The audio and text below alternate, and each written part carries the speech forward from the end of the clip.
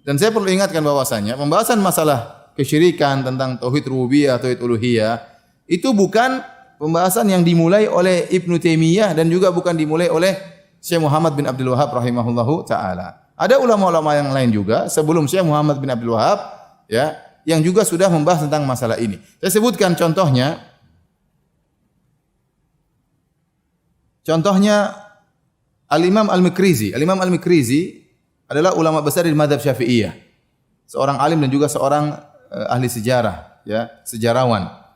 Yang dia wafat pada tahun 845 Hijriah. 845 Hijriah. Dia punya buku judulnya dan buku ini saya sangat berharap untuk banyak dibahas di negeri kita karena negeri kita mengaku bermadzhab apa? Syafi'i dan banyak yang belajar mazhab Syafi'i. Ternyata ya ada ulama mazhab Syafi'i yang menulis khusus tentang masalah ini. Yang namanya Al-Mikrizi, judul bukunya Tajridut Tauhidil Mufid. Tajridut Tauhidil Mufid. Ya, artinya memurnikan tauhid. Memurnikan tauhid yang pemurnian ini bermanfaat, ya. Di awal buku tersebut saya bacakan. Mirip seperti tulisan Muhammad bin Abdul Wahhab rahimahullahu taala. Beliau berkata, "Ka qaulihi ta'ala iyyaka na'bud." Seperti firman Allah, hanya kepada Engkaulah kami menyembah. Fa innahu yanfi syirkal mahabbah wal ilahiyah. Sungguhnya firman Allah, hanya kepada Engkaulah kami menyembah. Ini menafikan kesyirikan dalam al-mahabbah, kesyirikan dalam kecintaan, dan kesyirikan dalam al-ilahiyah, dalam uluhiyah. Dia bagi ada kesyirikan dalam al-mahabbah dan ada kesyirikan dalam al-ilahiyah. Kemudian beliau berkata, wa qauluhu wa iyyaka nasta'in, dan firman Allah, hanya kepada Allah kami memohon pertolongan, fa innahu yanfi syirkal khalqi war rububiyah. Ini menafikan syirik rububiyah. Sekarang dia sudah menggunakan lafal tauhid uluhiyah dan tauhid apa? Ar-rububiyah, ya. Saya ingin jelaskan bagian tauhid menjadi 3 itu bukan perkara yang baru, ya. Nanti akan kita jelaskan secara detail insyaallah.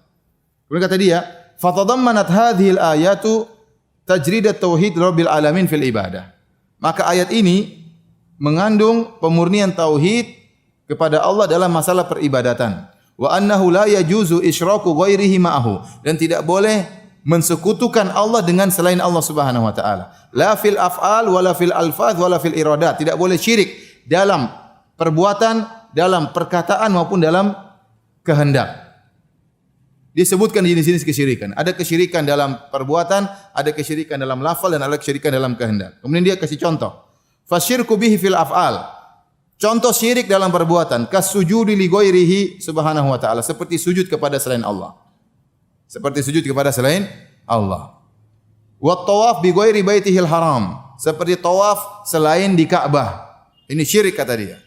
Seperti ada keyakinan barang siapa yang putar 7 kali di batu Quran atau apa nanti dikabulkan permintaannya. Ini enggak boleh seperti ini.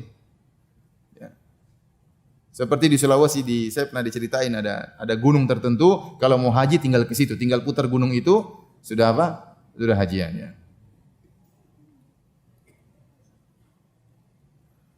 Kemudian wal hakir ra'si ubudiyatan khudu'an li ghairihi. Bahkan dia mengatakan di antara contoh syirik perbuatan adalah mencukur gundul rambut dibotokin dalam rangka untuk tunduk kepada orang lain, seperti karena dia hormat kepada syekhnya, kepada walinya, sehingga kemudian dia mencukur rambut dalam rangka beribadah kepada wali tersebut. Contohnya wa taqbilil ahjari ghairil hajaril aswad, mencium batu selain hajar aswad, ya.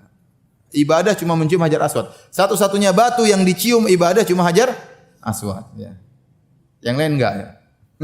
Yang lain enggak. Ya. Kalau ada orang kemudian mengambil batu akik dicium-cium karena ibadah, ini syirik, enggak boleh. Subhanallah, hajar aswad itu batu yang paling mulia, bahkan turun dari surga. Itu pun kata Umar dalam Sahih Bukhari dan Sahih Muslim, la tanfa wa la tadur. Wahai hajar aswad, kau tidak bisa beri manfaat dan tidak bisa beri mudarat. Laula anni ra'aitu Rasulullah sallallahu alaihi wasallam yuqabbiluka ma qabaltuka. Karena kalau saya tidak lihat Nabi cium kamu, saya tidak bakalan cium kamu. Itu batu turun dari surga, tidak bisa beri manfaat, tidak bisa beri mudarat. Kemudian orang sekarang nyari batu akik, disangka ini bisa inilah, bisa anulah, ya. Lebih hebat daripada hajar aswad. Kemudian wa taqbilil kubur wastilamiha wasujudilaha. Di antara kesyirikan dalam perbuatan adalah mencium kuburan, mengusap kuburan dan sujud kepada kuburan. Ini banyak terjadi. Saya sendiri pernah lihat langsung di Masjid Nabawi. Orang-orang Indonesia dilarang untuk ibadah di kuburan Nabi, maka dia pun keluar di depan, kemudian dia balik sujud ke kuburan Nabi, padahal kiblatnya sebelah sana. Saya lihat langsung. Subhanallah. Siapa yang ngajarin mereka seperti sujud kepada kuburan Nabi? Ya, bukan sujud ke arah kiblat. Kemudian apalagi ngusap-ngusap apa? Kuburan, ngusap-ngusap tanah. Apalagi tanahnya diambil kemudian dikantongi kemudian dia. Ya. Dan ini adalah kebiasaan orang-orang Syiah. Ya, makanya para ulama mengatakan masalah pensucian terhadap kuburan, kemudian mengambil pasir-pasir di kuburan, ini adalah tradisinya orang-orang Syiah yang diadopsi oleh sebagian kaum muslimin. Kemudian kata beliau, wal qad la'ana an-nabiy sallallahu alaihi wasallam man ittakhadha qubural anbiya wa salihin masajid. Sungguh Nabi telah melaknat orang-orang yang menjadikan kuburan para nabi dan kuburan orang-orang saleh sebagai tempat ibadah. Fa kaifa man ittakhadhal qubura awthanan tu'badu min dunillah? Bagaimana lagi menjadikan kuburan tersebut diibadahi? Kata beliau, ini kata Al-Mikrizi, ulama besar mazhab Syafi'iyah, wong menjadikan kuburan tempat ibadah, ibadahnya kepada Allah saja dilaknat, apalagi beribadah kepada penghuni kubur. Bertaqarrub, mendekatkan diri kepada penghuni kubur, minta kepada penghuni kubur, maka ini lebih terlaknat lagi tentunya. Beliau juga berkata, ya, dalam kitab yang sama, coba ini dia ini bukan Wahabi ya. Ini bukan Wahabi. Dia ini mazhab apa? Syafi'i. Dia berkata, ziaratul kubur ala salasati aqsam. Ziarah kuburan itu ada 3 model. Kalau kita saya sering bilang ziarah kubur ada sama 3 model. Ada ziarah yang syar'i, ada ziarah yang syirik, ada ziarah yang bid'ah. Ziarah yang syar'i, ada ziarah yang syirik, ada ziarah yang bid'ah ya. Dia juga 3 tapi dia lebih lain lagi. Dia masalah kesyirikan, khusus masalah syirik.